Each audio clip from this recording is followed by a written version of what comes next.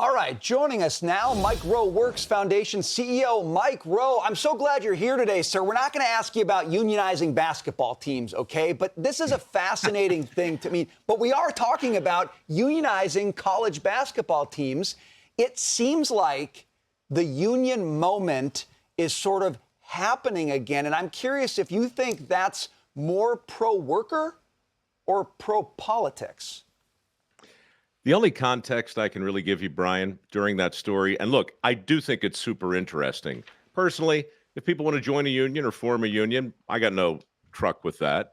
I do have a problem when organizations like the SEIU partner with elected officials to get behind legislation like the PRO Act or AB 5 out here in California that basically waged a war on the freelance economy. It's the unintended consequences of this kind of thing that I always kind of look for, and I think we're probably going to see some here. But just for context, during that story, I Googled cost of a 4-year degree at Dartmouth. It's $360,000. Okay. So, yeah, we can talk about guys running up and down the court trying to get a ball in a hoop. Sure, we can talk about all these things.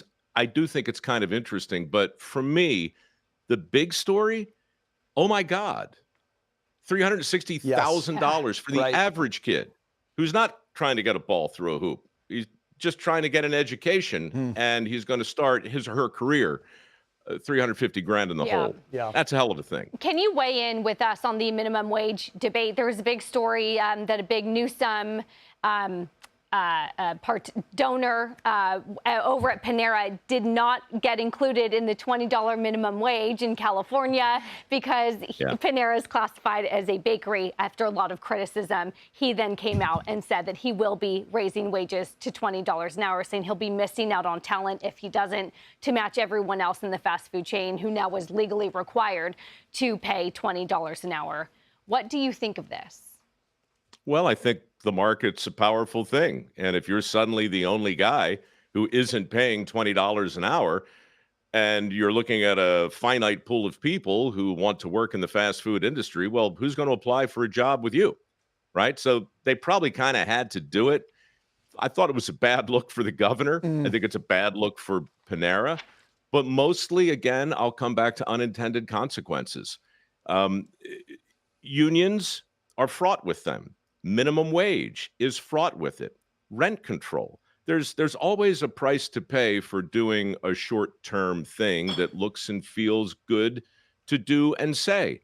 And so I'll tell you what's going to happen here in California. It's the same thing that's happened in every other state. Kiosks are going to replace low-wage workers. AI is going to have a voice in this. And quarter pounder with cheese is going to be a heck of a lot more expensive. This is a lesson that we seem determined to learn over and over and over again. Well, speaking of imparting lessons, Mike, we would be remiss if we did not ask you about your ethic work program. I understand that Western High School in Las Vegas is the first to adopt this really interesting ethic work program. You're teaching youth responsibility, positive attitudes. Tell us more about what you're doing. How are you teaching young people, and what are they walking away with?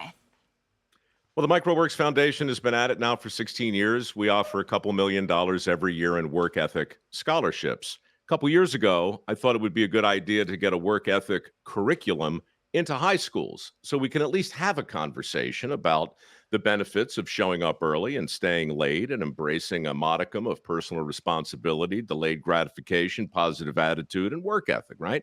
I mean, there's a lot of curricula out there. There's the CRT and the ESG and the DEI and so many acronyms. We just wanted to make a case for work ethic. In Vegas, what's really fascinating now is we've got this curriculum. The whole freshman class at Western, 750 kids are going to go through it. And the top 50 at a minimum will get a full ride scholarship from Mike Rowe Works and a local foundation in Nevada called Ingolstadt. $5 million is going to go straight to that small cohort of kids to pay for a full ride scholarship in any trade school they want.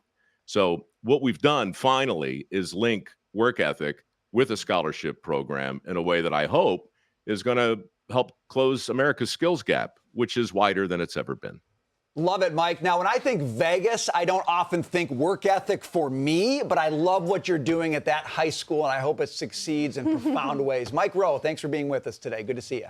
Thanks, guys. I appreciate it.